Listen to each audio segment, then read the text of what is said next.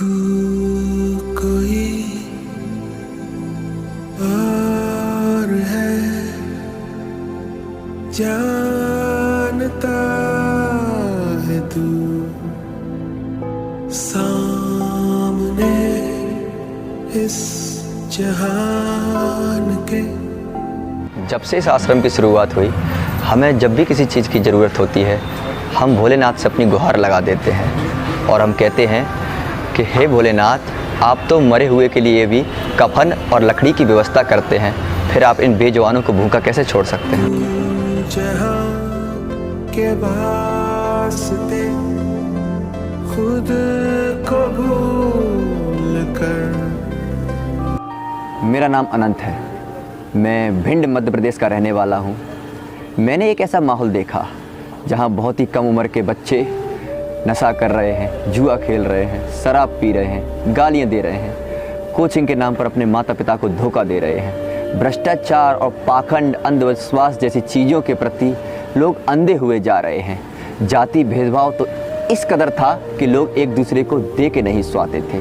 इस भाग दौड़ भरी ज़िंदगी में लोग अपने और अपने परिवार के लिए जिए जा रहे थे, दूसरा चाहे मर जाए, इससे उनको कोई फिक्र नहीं थी। ये देखकर मेरा मन बहुत दुखी हुआ करता था, आत्मा रूह मेरी कांप जाती थी। ये सब देखकर अंदर ही अंदर रोना आता था।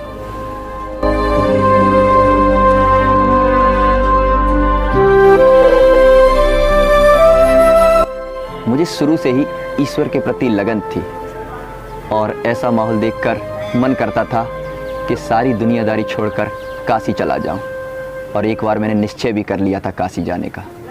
यूं बेरहम सी हो गई, लेने चली जा ये जिंदगी, खुदा क्यों रूठ गया मुझसे, नहीं था बैर मेरा तुझसे।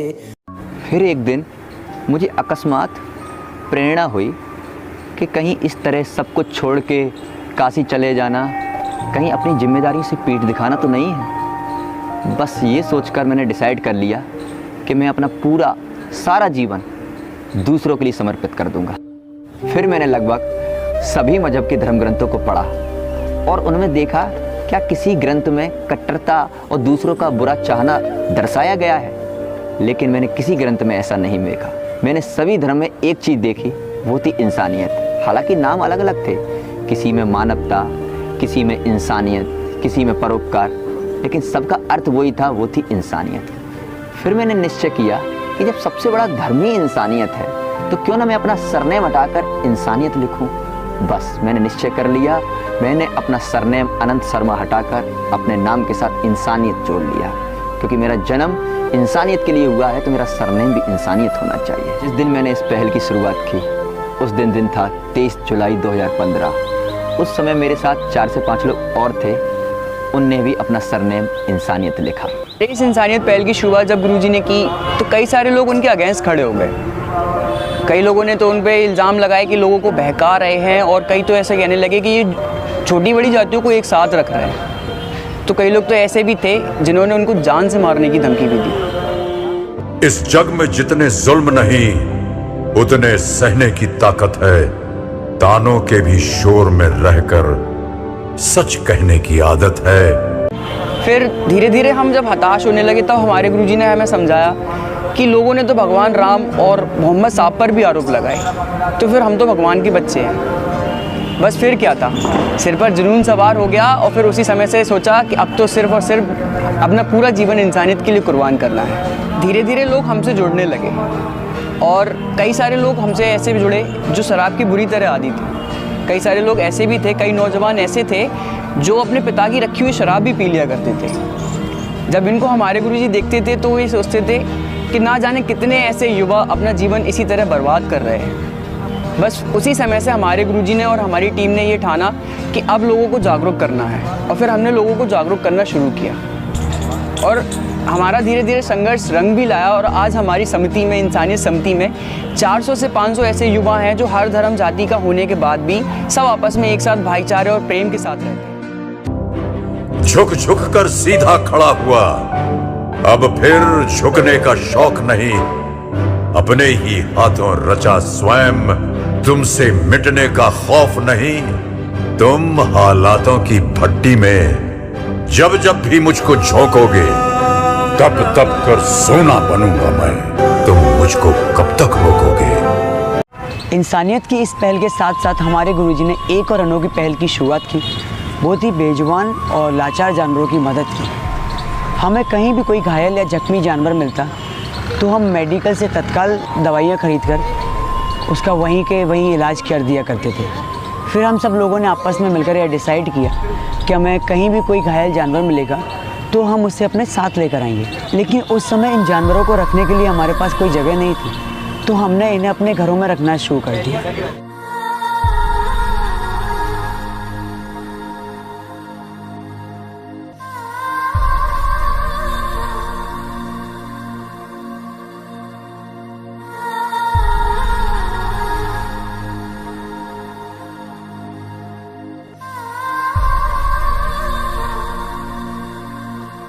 और हमारे पास अधिकांशतः ऐसे जानवर आते थे जिनकी कमर की हड्डी टूटी हुई होती थी, जो पैरों से चलने में असमर्थ थे, जिस वजह से घर के बाहर ही पॉटी किया करते थे।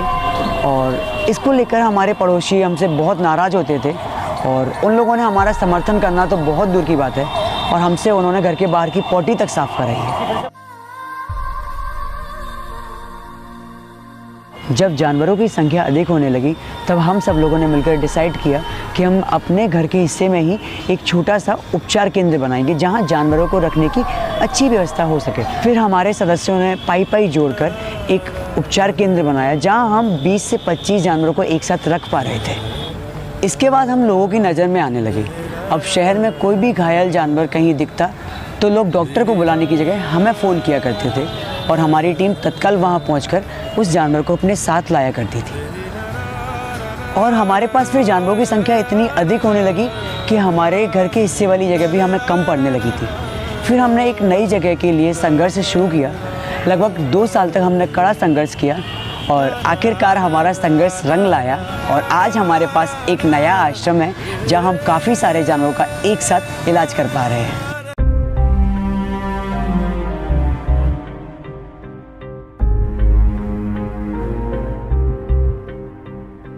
ख्वाबों की दुनिया मुकम्मल कहाँ है, जीने की ख्वाहिश में मरना यहाँ है।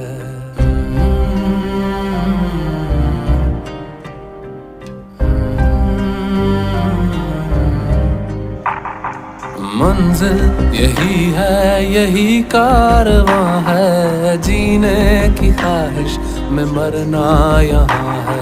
सर पर उठाया है क्यों आसमां को, अगर बढ़ है जाती तेरी धड़कने।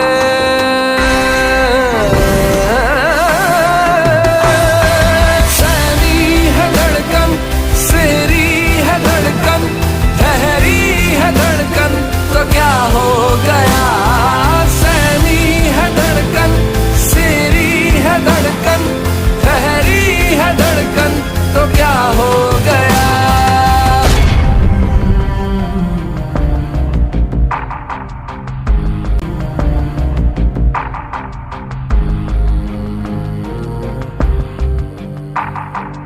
हमारे आश्रम में आने वाले जानवर को कोई भी बीमारी हो, कोई भी कष्ट हो या उसे लाने वाला व्यक्ति किसी भी जाति धर्म का हो, हम सामान्य रूप से सभी को प्रवेश देते हैं। हम ये नहीं देखते कि हमारे पास कितने बेड हैं, कितने डॉक्टर्स हैं, हम सबको अपने आश्रम में भर्ती कर लेते हैं। हमारा मानना है कि यहाँ जो भी जानवर आता है वो अपना भाग्य लेकर आता है।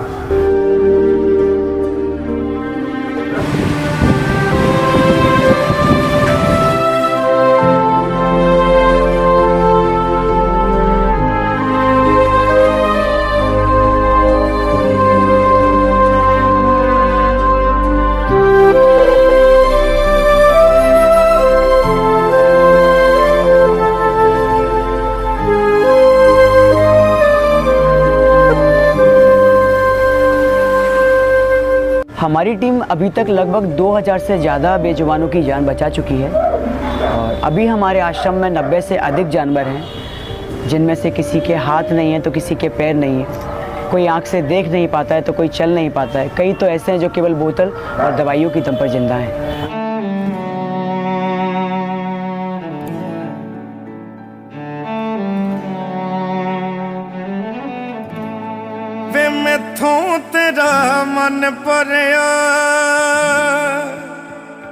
मन भरिया बदल गया सारा वे तू मैनू छड़ जाना गल्ला तेरिया तो लगदा है यारा वे मैथों तेरा मन भरिया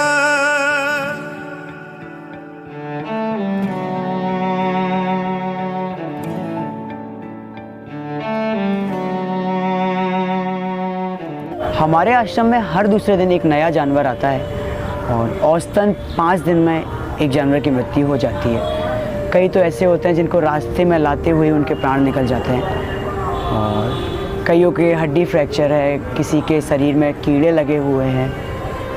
हम सिर्फ दर्शक हैं। इस दुनिया में कोई भी आता है, कोई भी जाता है, वो सब परमात्मा की इच्छा से होता है। हमारे आश्रम में हर महीने लगभग 1.25 लाख रुपए खर्च होता है। हमारे गुरुजी ने आज तक ना ही किसी से कोई मांग की और ना ही अपने काम की कभी कोई पब्लिसिटी की।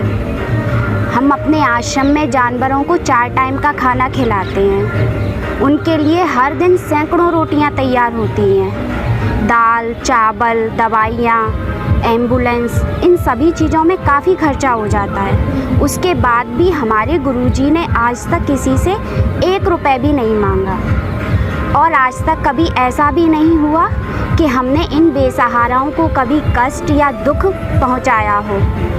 गर्मी हो या सर्दी, चाहे तेज बारिश हो या आश्रम में लाइट नहीं आ रही हो, परंतु हमने इन जानवरों को कभी कोई परेशानी नहीं होने दी।